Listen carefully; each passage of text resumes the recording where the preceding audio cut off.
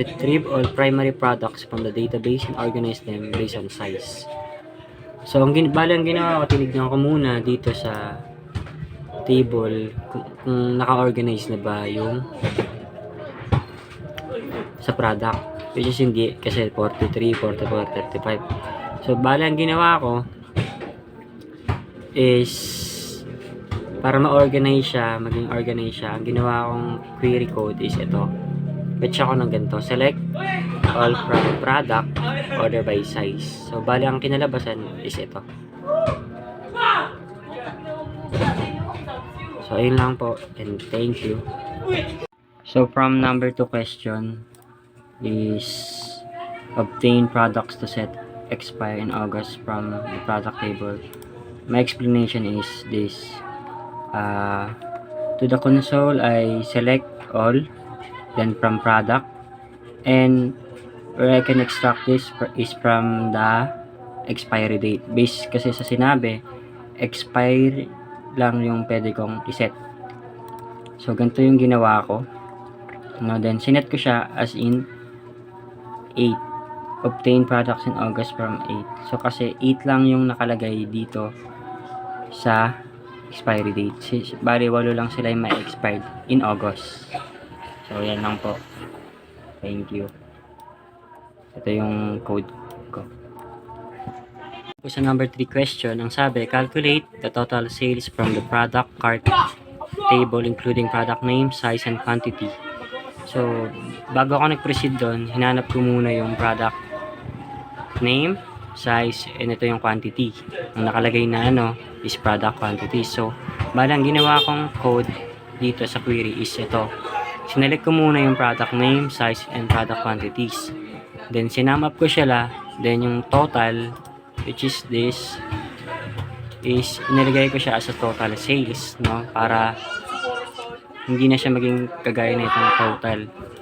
Then, nung nasum up ko sila, ito na yung kinalabasan. Sinelect ko sila parang product cart, then group by ko sila by this. Then, ito po yung kinalabasan ng code na yon. Calculate lahat. Meron product name, parang dito lang din.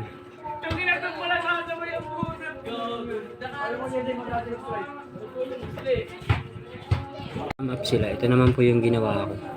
Bale, yung ginawa ko lang, sinelect ko yung product name, size, product quantities, which is yung nandun sa may question, and sinum up ko sila, and sinum ko yung total. Then, nilagay ko siya as a total sales, and bale, ang lumabas is ito, 4/70. Nakasum up siya, pero hindi lahat ng product name nandito. Kumbaga, iisa lang yung sinelect. So, ayun lang. Thank you. Para naman sa number 4 question, ang sabi, retrieve all records from the sales table and group them by date. So, ang ginawa ko, tinignan ko muna dito sa sale table. And ito yung date uploaded. So, dapat ang mangyayari, based sa my question, is i-group ko sila as a date. I-group them ko sila by date, no? So, ang ginawa ko namang query code is this. Na yung sinelect ko yung date upload, tapos kinount ko siya sa total sales, which is yung counts kasi parang i-select mo lahat ng possible date doon, no, kung ilan sila. So, ang lumabas is ito po, no?